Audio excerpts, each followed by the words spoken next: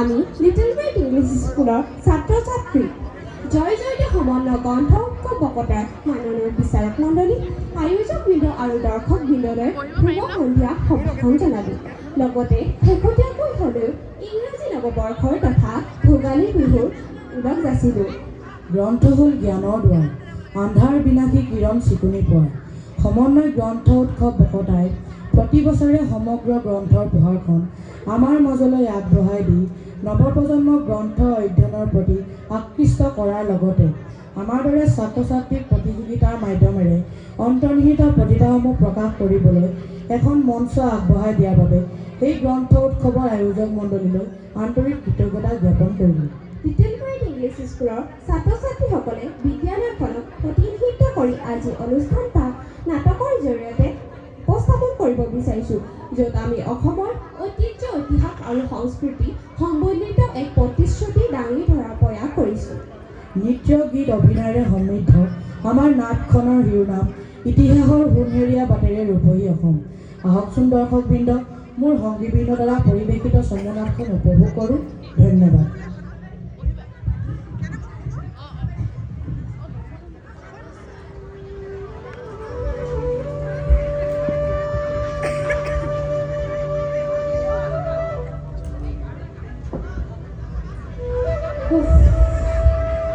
দেশৰ খবৰনো কিনো ল'বা।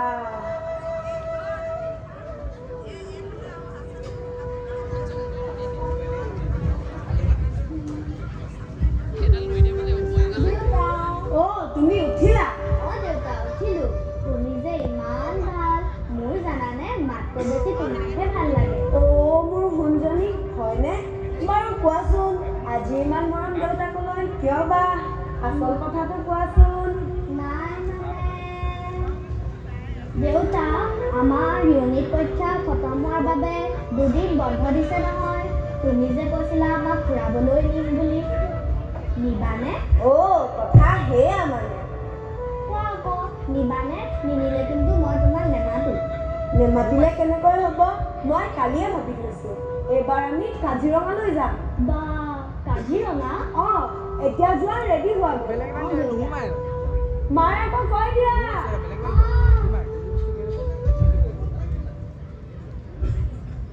ময়ো ওলাওঁ।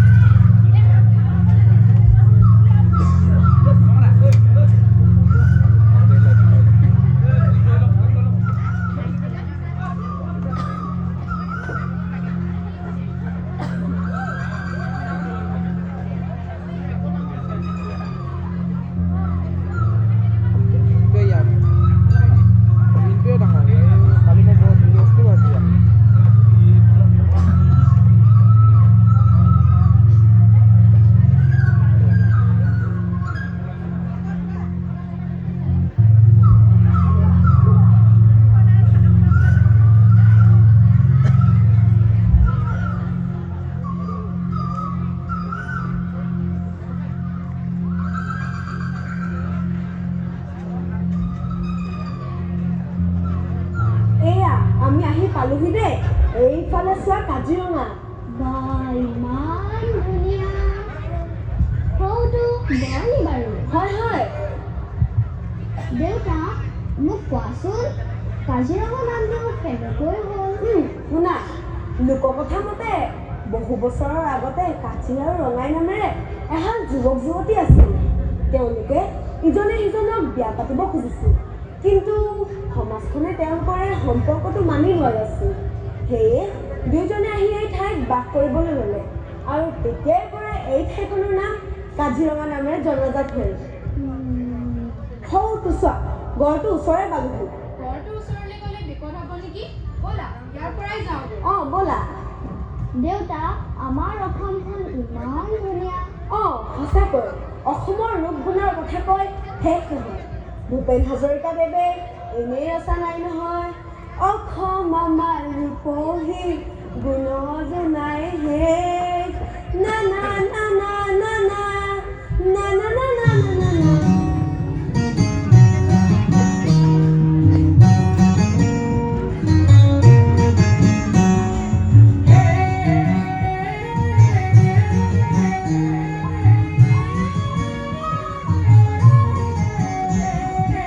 অসম আমাৰ ৰূপহী গুণৰ নাই শেষ, ভাৰতৰে পূৰ্ব দিশৰ সূৰ্য উঠা দেশ।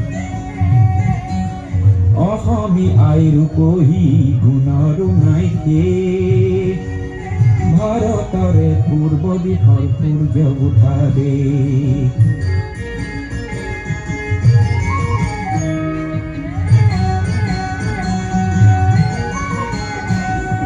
গোটেই জীৱন বিচাৰিলেও অনেক দিৱস ৰাতি,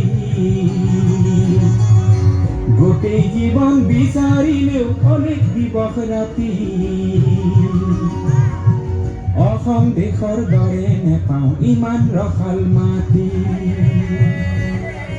ও চিৰ বিনন্দীয়া তোমাৰ সেউজ পৰিৱেশ, ভাৰতৰে পূৰ্ব দিশৰ সূৰ্য উঠা দেশ।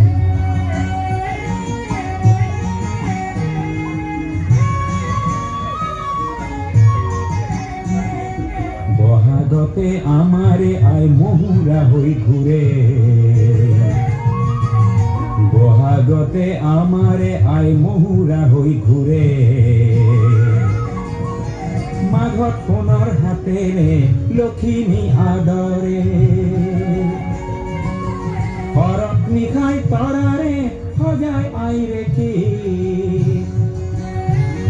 ও ভাৰতৰে পূৰ্ব দিশৰ সূৰ্য উঠা দেশ। দেখিলা আমাৰ অসমখন ইমান ধুনীয়া, আমাৰ অসমৰ এক গৌৰৱময় ইতিহাস আছে আৰু ইয়াৰ সংস্কৃতিও সুকীয়া। মা, মোৰ বৰ জানিবলৈ মন গৈছে আমাৰ অসমখনৰ বিষয়ে। কোৱাচোন।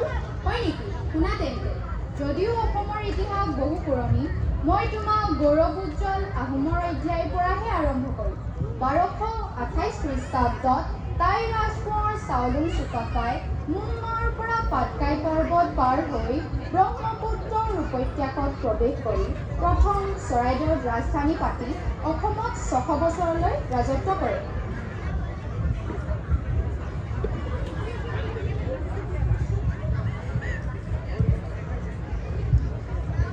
অস্থিৰ সংমিশ্ৰণেৰে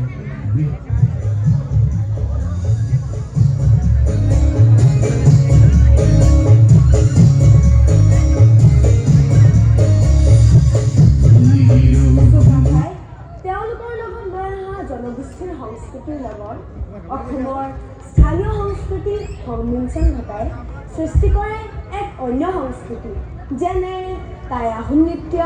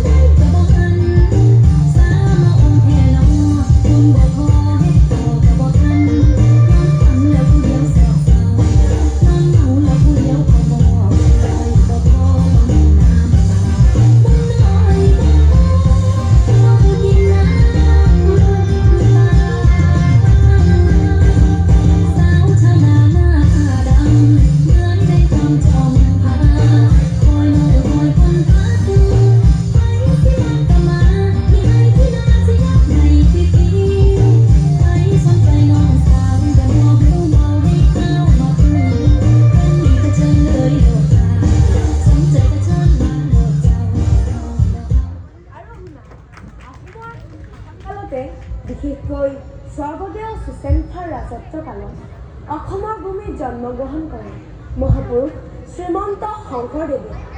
তেওঁ সেই সময়ৰ ধৰ্মীয় অৰাজকতাৰ পৰা অসমখন মুক্ত কৰি এক শৰণ নাম ধৰ্ম প্ৰৱৰ্তন কৰে আৰু এই ধৰ্মৰ প্ৰচাৰৰ কাৰণে অংকীয়া নাট, বৰগীত, ভাওনা আৰু সত্ৰীয়া সংস্কৃতি, নামঘৰ প্ৰতিষ্ঠাৰে অসমৰ সংস্কৃতিৰ ভঁৰাল বিশ্বজুৰি চহকী কৰি থৈ গৈছে।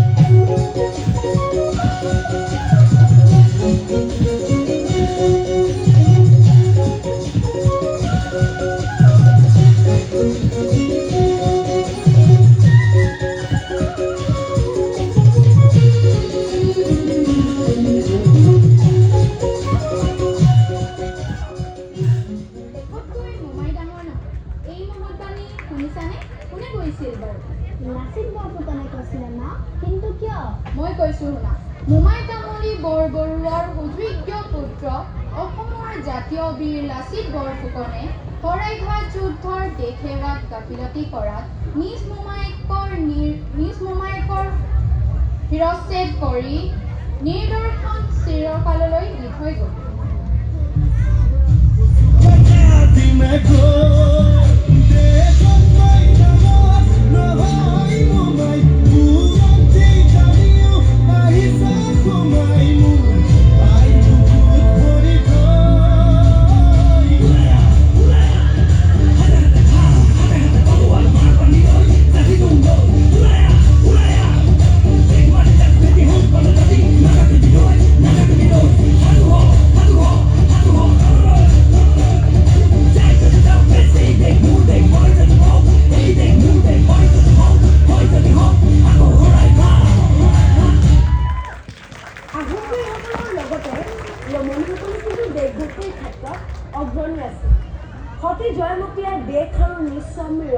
থাকে।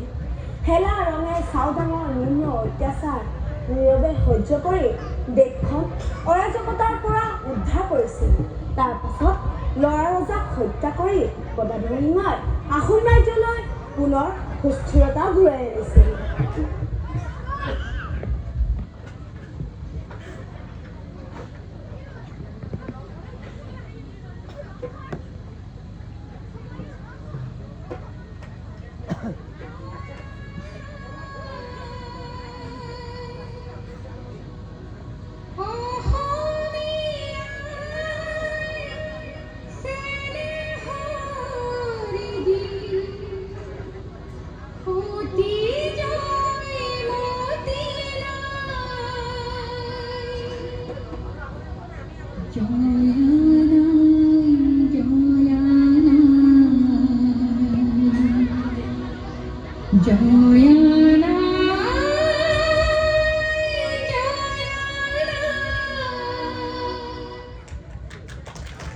বাৰু মোক কোৱাচোন, তুমি ৰংঘৰ, কাৰেংঘৰ, তলাতল ঘৰ নাম শুনিছা নহয়?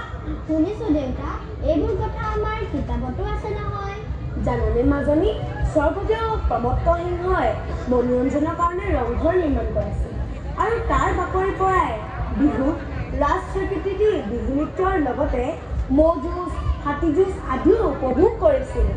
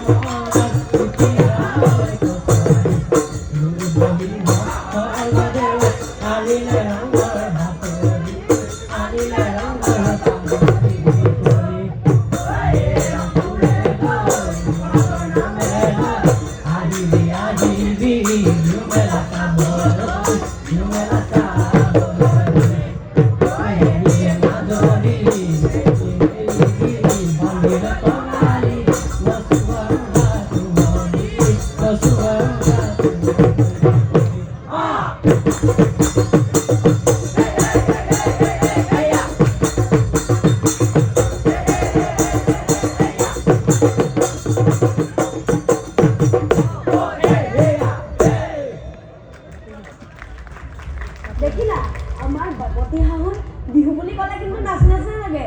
ধৰিবা দেই, ঐ নাহৰ ফুলাৰ বতৰ, ঐ নাহৰ মোৰ মৰম, ঐ নাহৰ ঐ নাহৰা নীলি তই বহাগৰে খবৰ। দেউতা, এই গানটো ইমান ধুনীয়া। এই গানটো কোনে গাইছিলে বাৰু? আমাৰ গানৰ শিল্পী আমাৰ হিয়াৰ মুথু জুবিন দা। তেওঁ মায়াবী কণ্ঠেৰে হাজাৰ হাজাৰ গানৰ সৃষ্টিৰে চিনেমা নিৰ্মাণেৰে অসমৰ সংগীত চলচ্চিত্ৰ আৰু সংস্কৃতিৰ জগতখনক এক সুকীয়া স্থান দিবলৈ সক্ষম হৈছে। বেলি দেখোন ৰহিয়ালো, ঘৰো পালোহি। আজি তোমাক বহুখিনি কথাই ক'লো, কথাবোৰ কিন্তু পাহৰি নাথাকিবা। মা, আজি জুবিন গাৰ্গৰ গানৰ অনুষ্ঠান আছে নহয়, আমিতো যাব লাগিব। ব'লা খাই বৈ জিৰণি লৈ অনুষ্ঠানলৈ বুলি সাজু হওঁগৈ। ব'লা ব'লা, মোৰো ভাগৰ লাগিছে।